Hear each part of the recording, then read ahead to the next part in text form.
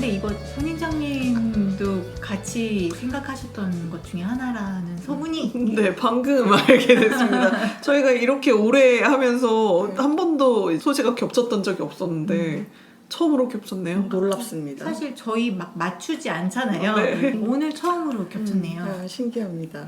저는 젠틀맨 리그로 조금 아쉽기도 하고 우리가 또 일주일 녹음이 미뤄졌으니까 네. 하나 더 볼까 해서 역시나 구글에게 스팀펑크 영화 이렇게 쳐가지고 나온 가장 첫 번째 뜬 모터 엔진을 아, 그게 제일 가지고 첫 왔고요. 번째 떠요? 네네. 모털 엔진. 네. 나는 모르는 작품인 것 같아요. 아 그래요. 흥행이 되지는 않았어요. 이것도 역시 망한 영화 중에 아. 하나입니다. 이로써 알 수 있습니다. 스팀펑크가 얼마나 비주류인지. 아니 네. 그러니까 그럼 스팀펑크 영화 중에서 제일 흥행한 영화는 뭐야? 하울의 움직이는 선. 아 웨스트. 아, 예. 근데 흥행을 아니야. 했는지 안 했는지 그래 모르겠네요. 그것도 흥행했다고 하기 힘들어요. 야, 웨스트 언제적 영화입니다. 윌 스미스 나오는 네, 거 맞죠? 맞아요. 아 진짜 대박난 건 없나 보아요. 그러게요. 이렇게 대중적인 장르는 아닌가. 사실 SF 자체가 그렇게 막 빵빵 터지는 그런 건 그렇죠. 아니니까. 그렇긴 맞아 뭐랄까 모체가 되는 장르인 SF 자체의 문제라고도 할 수 있겠네요.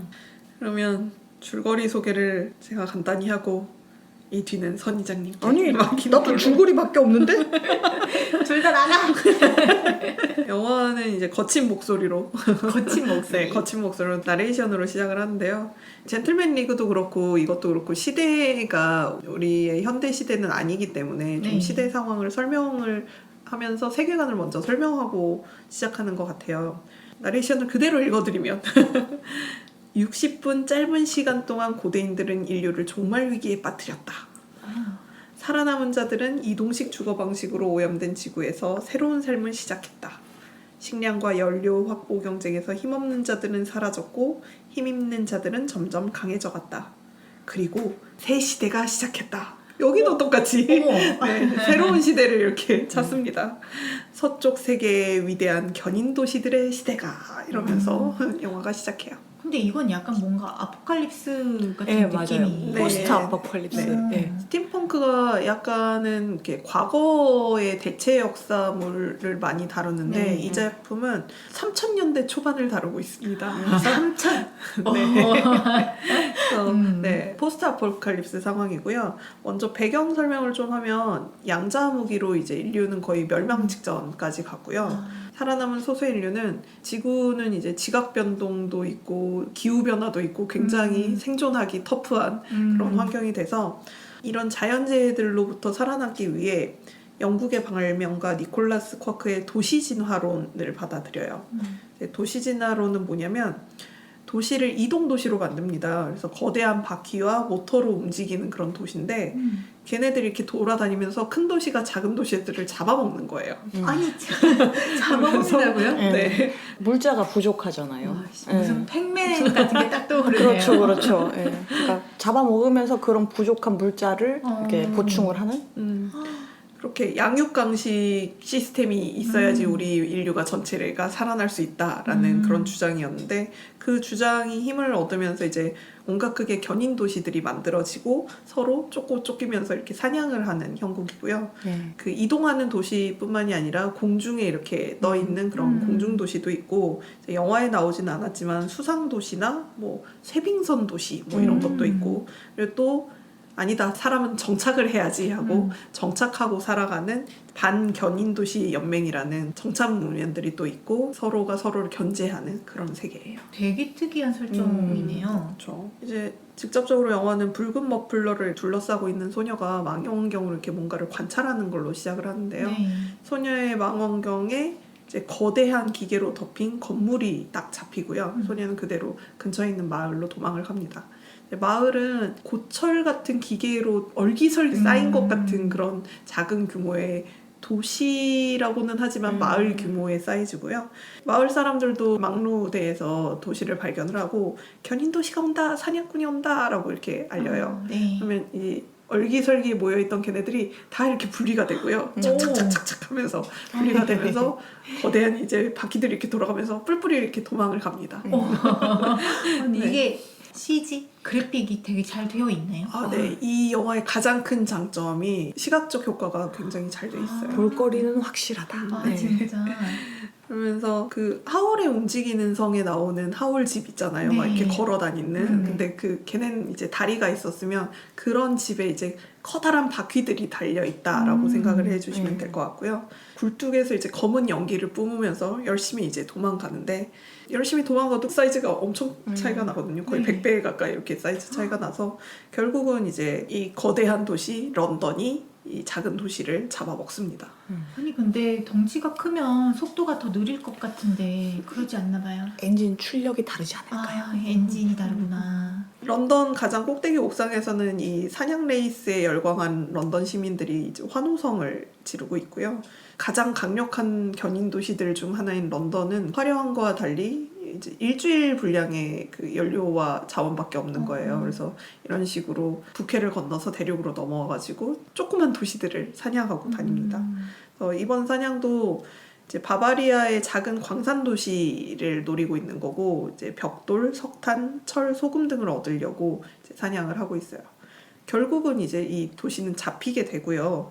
런던은 이제 입을 쩍 벌려가지고 도시를 잡아먹는데 입을 쩍 벌린다는 거는 런던 도시 그 하단부에 중앙에 문이 상하로 이렇게 크게 개폐가 돼요. 그래서 갈고리 같은 걸로 이렇게 써가지고 걔를 이렇게 끌어다니거든요. 견인을 해서 이제 견인 도시인 것 같은데 진짜 먹는 것 네. 같네요. 네.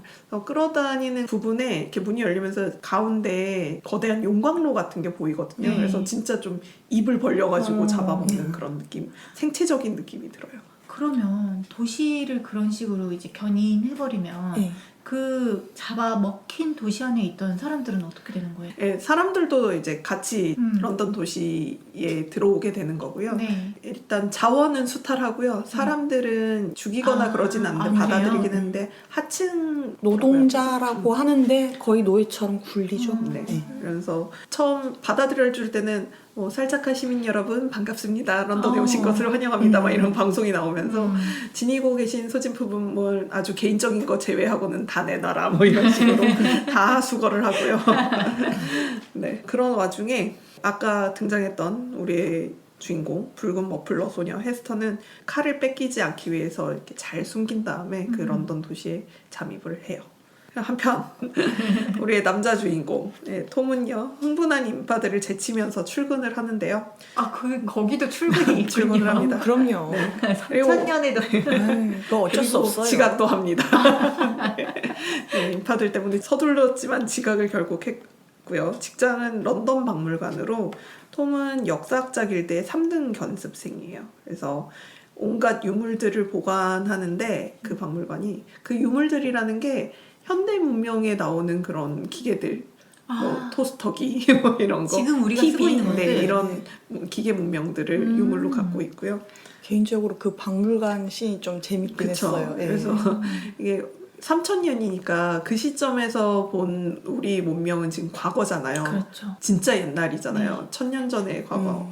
그 사람들로서는 1000년 전 사람들이 어떻게 살았는지는 이제 추측할 수밖에 없는데 사료들이 너무 없는 거예요. 그래서 되게 허황된 걸 믿는데 미니언즈 거대 미니언즈를 갖다 놓고 미국의 신이다라고 이렇게 전시를 해놓고 서버 같은 게 안 남아있니까 완전 뭐 양자 무기로 폭망했다 그러죠.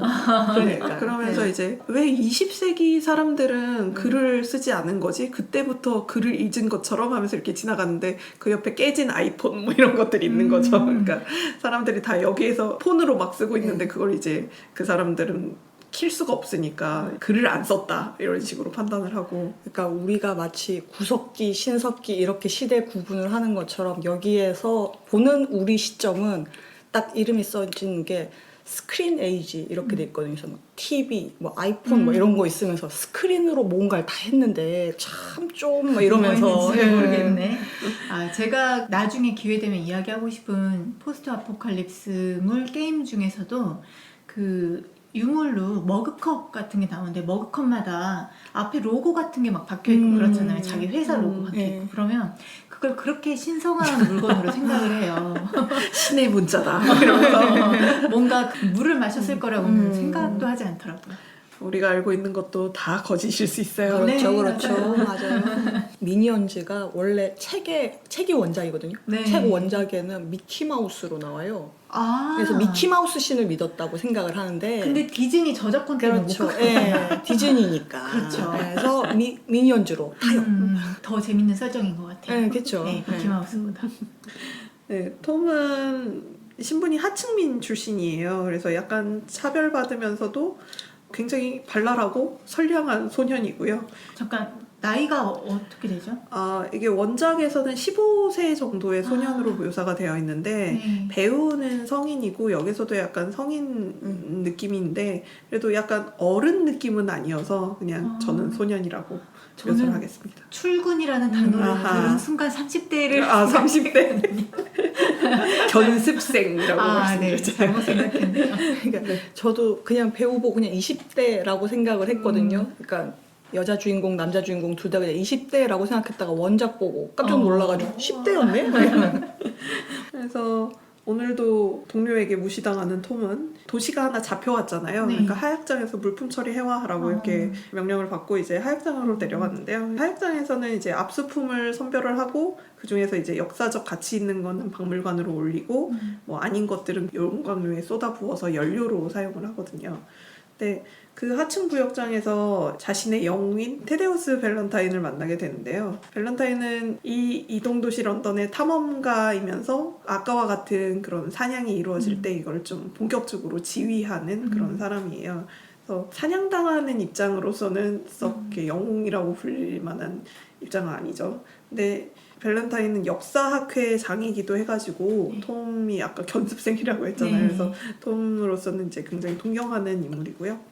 하지만 헤스터 입장으로서는 이제 헤스터의 어머니를 죽인 이제 원수이기도 합니다.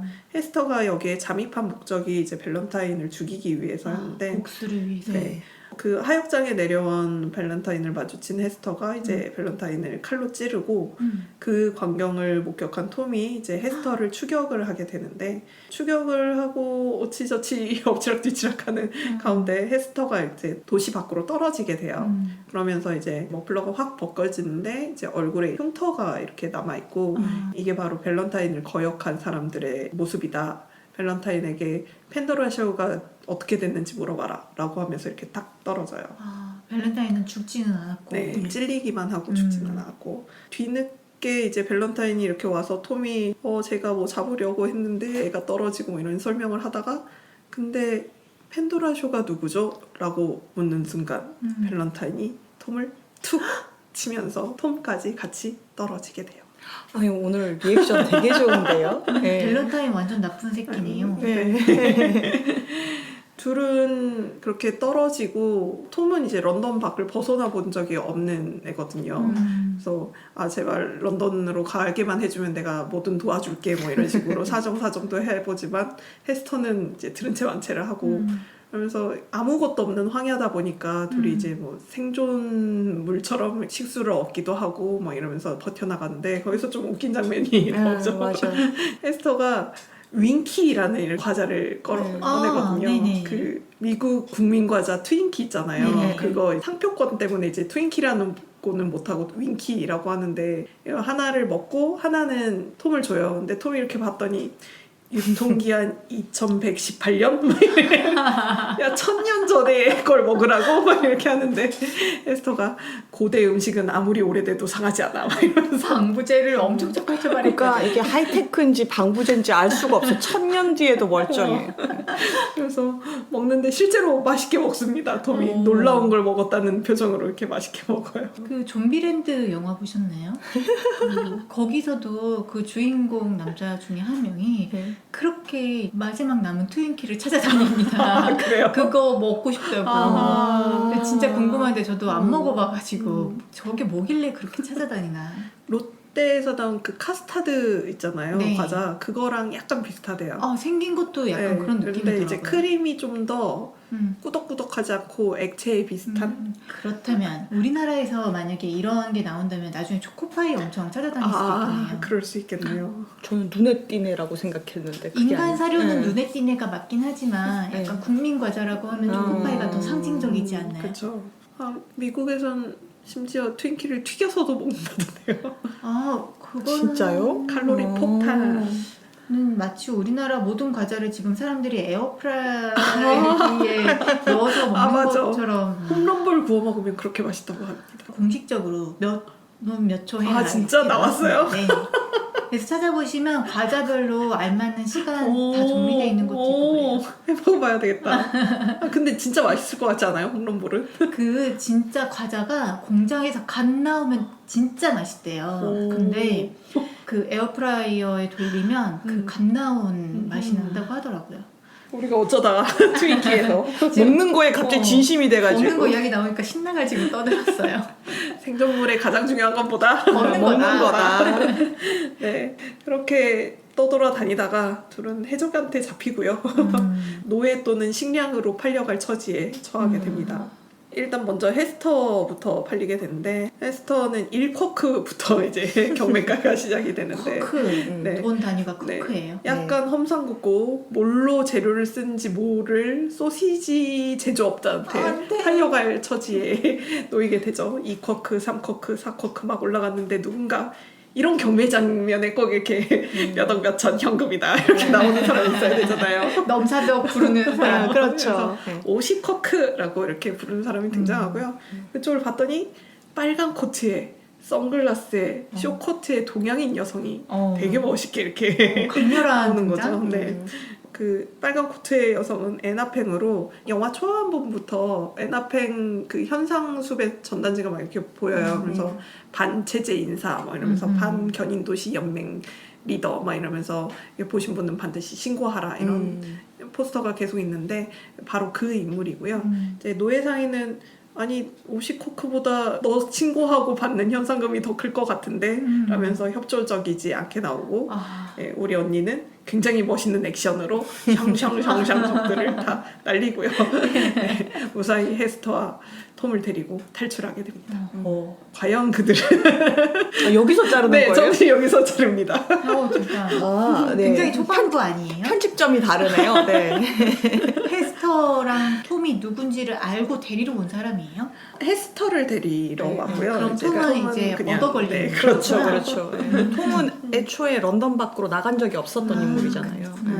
조금만 더 해보면 둘을 데리고 이제 또 하나의 엄청난 비주얼 공중도시로 가거든요. 제가 정말 사랑하는 도시입니다. 네. 뭔가 비행선을 붙여놓은 것 같기도 하고 이렇게 기구를 거대화한 것 같기도 하고 그런 정류소장이라고 해야 될까요? 정거장? 정거장? 비행기 정거장? 같은 그런 도시가 있는데 거기에서 니네 엄마를 알아 뭐 이런 식으로 애들을 데려왔거든요. 데려와서는 자기 동료랑 중국어로 샬라샬라 쟤들이 우리한테 도움이 될까? 모르지 막 이러면서 대화를 해요. 그러니까 헤스트로서는 뭔가 어른들을 피해서 왔는데 이쪽 어른도 썩 믿음직스럽지 않은 그런 상황이고요. 이렇게 견인 도시와 반견인 도시 사이에서 헤스터의 운명은 어떻게 될 것인가? 뚜둥. 뚜둥. 하나 더 이야기 안 해주나요? 아니 그님한테 맡길게요. 헤스터를 지금 쫓고 있는 쪽이 런던 쪽에서도 지금 헤스터를 쫓아다니고 반견인 도시 연맹 쪽에서도 헤스터가 필요해서 데리고 온 거잖아요. 근데 헤스터를 찾는 인물이 하나 더 있습니다. 또 예. 스토커가 하나 있어요. 눈에서 뭔가 무슨 라듐 강성 같은 게 이렇게 막 뿜어져 나오는 뭐 인조인간인지 기계인간인지 뭐 알 수 없는 예. 그리고는 뭐 헤스터쇼 뭐 이러면서 계속 막 이렇게 너는 약속을 어겼다면서 예, 미친 듯이 쫓아다니는 인물이 있죠. 영화에서 처음에 등장할 때 밸런타인이 그 인물을 잡아 가두는데 그걸 풀어주면서 처음 등장을 하거든요. 그래서 헤스터를 만나면 어떻게 할 거냐라고 물어보니까 그녀를 죽일 것이다 막 이러면서 등장을 해서 과연 쟤는 뭔가 헤스터와 무슨 인연인가 뭐 이렇게 궁금증을 자극하는 캐릭터가 있죠. 네, 헤스터가 삶이 고단한 스타일이군요. 그렇습니다. 엄청 궁금해요. 그 비주얼들이 어떻게 구현되어 있을지 그런 게 너무 궁금해요. 비주얼 하나는 정말 볼만합니다. 제작진을 말씀을 드리면 피터 잭슨 감독이 제작과 각본을 맡았고요. 아 그래요? 네. 왠지 믿음이 가는데. 그래서 그때 반지의 제왕 제작진이 만든 음. 하울의 움직이는 성 이런 식으로 광고를 아, 하기도 맞아요. 했었거든요. 어. 실사판 막 이러면서.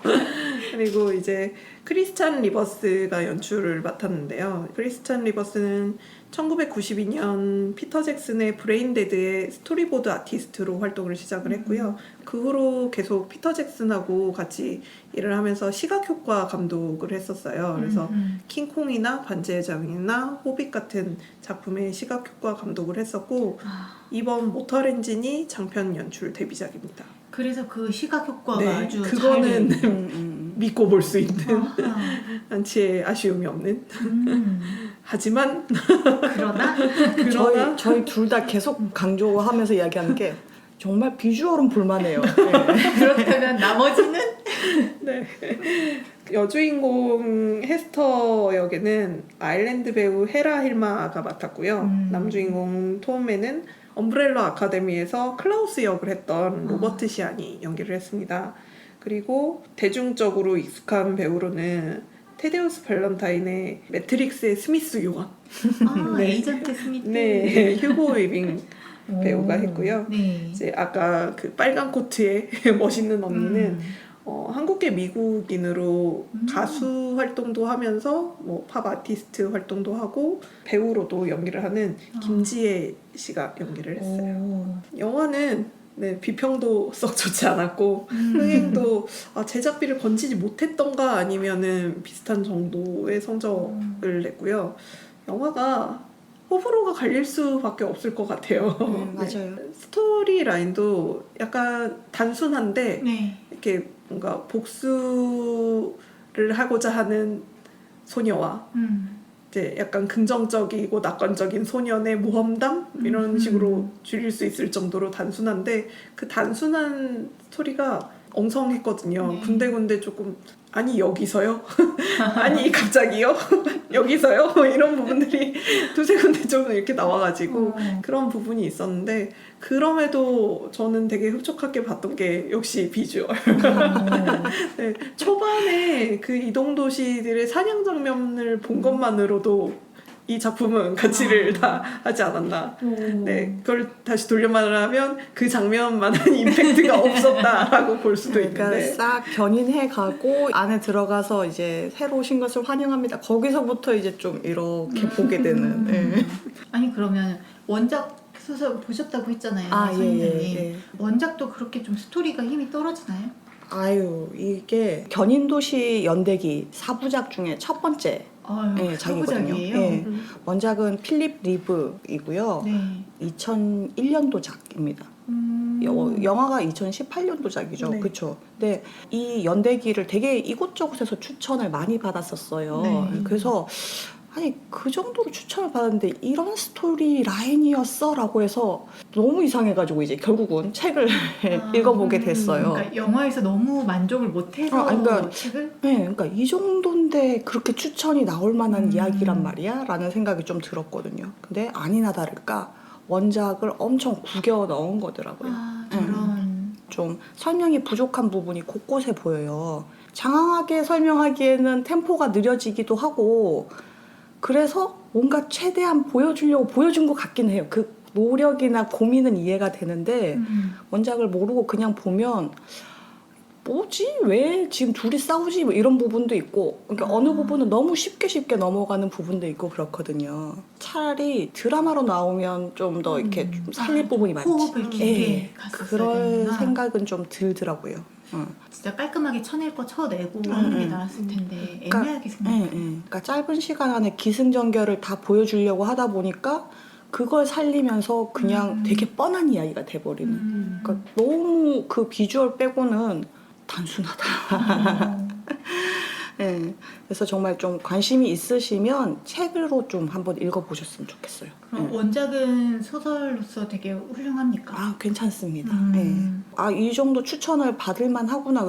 영화를 이렇게 일부만 따가지고 왔다는 거는 뒤에 또 생각을 했을 것 같은데 이 정도 흥행 성적 나와가지고 뒤에가 나올 수 있나? 라는 생각도 좀 들어요. 네. 정말 CG로 버무린 영화기 때문에 제작비가 만만치 않았을 텐데 네. 그거를 회수를 하지 못했으니까.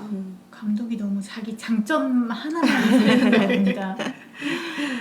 좀 그래도 좀 진짜 시각적으로는 볼만하지 않나요? 네. 네. 제일 많이 등장하는 도시가 아무래도 런던이잖아요. 네. 여러 도시를 보여주긴 하는데, 그러니까 런던이다 보니까 지금 저희가 아는 그런 런던의 유명 명소, 제일 좀 또 인상적인 부분 중에 하나가 세인트폴 성당이 좀 큰 역할을 하는 그런 장소로 나오거든요. 네. 예, 그런 부분도 이제 공짜로 구경하는 재미, 그런 것도 있고, 아까 제가 이제 정말 좋아하는 도시예요라고 했던 이제 공중도시가 있는데 그게 진짜 괜찮게 또 비주얼이 뽑혔어요.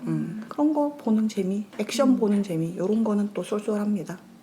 스팀펑크 장르로 봤는데 사실 이 작품은 디젤 펑크에 좀 더 가까운 작품이기도 하거든요. 그렇죠. 그래서 아까 얘기를 하려다가 말았던 게 1차 세계대전과 2차 세계대전으로 구별을 할 수도 있고 흰 연기, 검은 연기로 또 구별이 가능하지 않습니까? 그러네요. 네, 여기서는 검은 연기를 내뿜고 있거든요. 그래서 디젤 펑크인데 라고 했는데 스팀펑크로 또 장르가 소개가 돼 있어서 그래서 약간 디젤 펑크를 스팀펑크 안에 이제 좀 포함시키는 게 있나 뭐 이런 생각도 들기는 하는데 스팀펑크에서 좀 사람들이 비판하는 것 중에 하나가 저희가 이제 미야자키 하야오 작품이라고 이렇게 많이 생각을 했듯이 약간 스팀펑크는 동화 아니야? 이렇게 착각을 하는 부분도 있고 그리고 약간 스팀펑크는 정말 아날로그나 그런 시대가 약간 빅토리아 시대로 유럽이 가장 평온하고 호황을 맞았던 그런 베레포크 시대를 배경으로 하기 때문에 뭔가 과거의 향수, 서구의 미화 뭐 이런 것들이 좀 들어갈 수밖에 없거든요.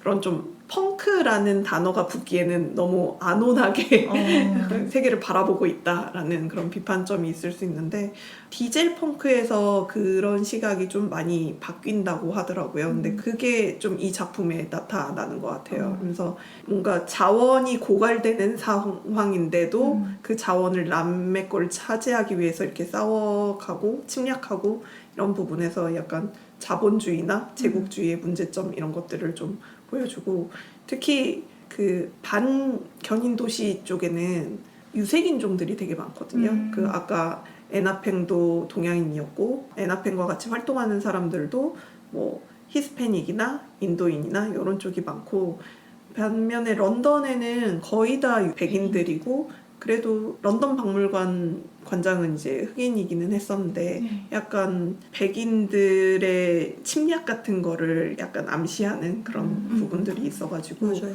이 작품에 비판받았던 점 중에 하나가 뭐야 중국 자본 받았냐? 라는 게 있었거든요. 왜냐면 후반부에 가면은 그 반견인 도시 그쪽이 이렇게 뭔가 장성 같은 걸 쌓아놓고 있고 네, 그러면서 결국은 이제 런던이 지게 되고 그런 사람들을 이렇게 되게 따사롭게 받아주는 그런 그 승려 복장을 하고 있는 그런 동양인을 볼 수 있는 그런 게 있어서 이거는 중국 자본이다 막 이런 사람들도 있었는데 저는 그거는 중국 자본 영향은 아니었던 것 같아요. 그러니까 저도 약간 달라이라마 이야기하셨는데 네. 티벳 쪽 느낌이 나서 그러니까 약간 그래서 중국에서 오히려 견제하지 않았을까 그 그럴 생각을 수 좀 있겠는데. 했었는데 근데 에나팽의 비행기도 굉장히 빨간색이고 빨간 코트고 그러니까 중국 코드를 좀 차용해 온 거기는 한데 저희가 한 1980년대 90년대 SF물 보면은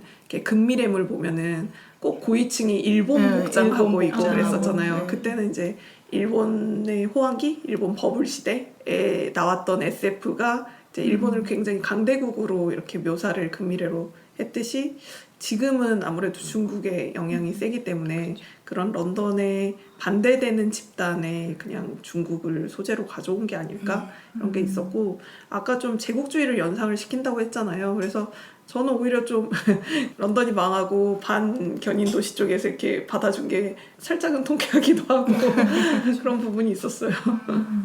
뭐 우리 입장에서야 뭐 네. 좋은 결말 아니겠습니까? 약간 원작에서 각색을 하면서 캐릭터성을 조금 더 잘 살린 부분도 있어요.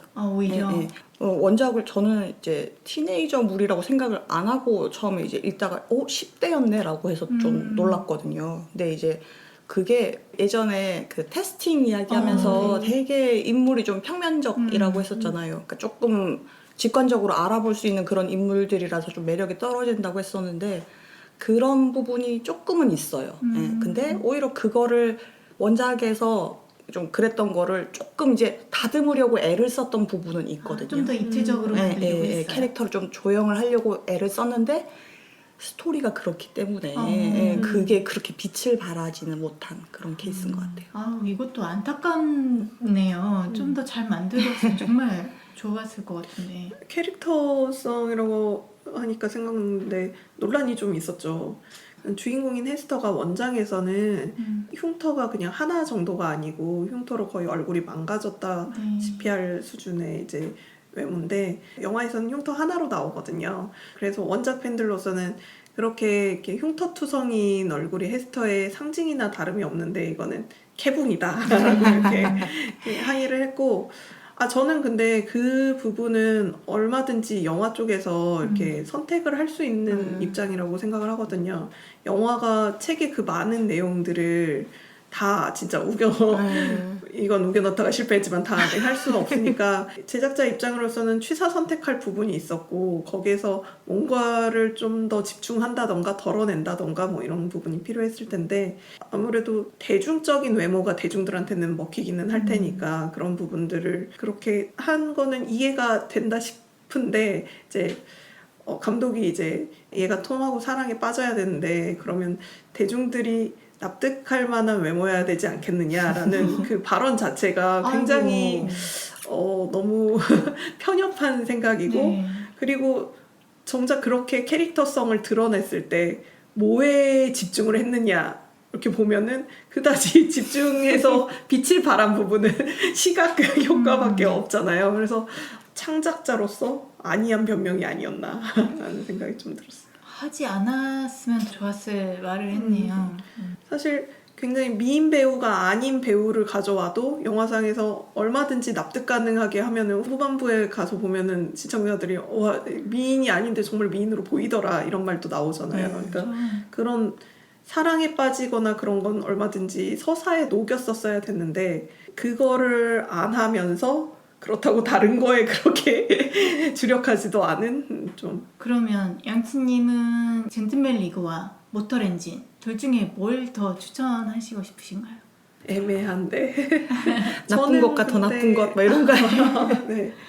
뭔가 과거에 대한 향수, 좋았던 작품들을 실제로 볼 수 있다는 거 그런 거를 원하시면 이제 젠틀맨 리그를 보시면 좋을 것 같고 상상력에 자극을 받고 싶다. 그런 거는 세계관이 굉장히 매력적인 세계관을 보여줬기 때문에 모터렌진 쪽을 추천드립니다. 저는 뭐 젠틀맨 리그 이야기를 들을 때는 이거 바로 또 봐야 되겠구나라고 생각을 했었는데 지금 이제 모터렌진 이야기를 듣고 나니까 진짜 너무 궁금해요. 그 앞부분 봐야 되겠다. 굉장히 그 봐야 앞부분은 되겠다. 진짜 볼 가치가 있어요. 넷플릭스에 있어요. 아, 넷플릭스에 있다고요? 젠틀맨 리그도 넷플릭스에 있어요. 이렇게 둘 다 있어요. 정말 구독료가 아깝지 않다.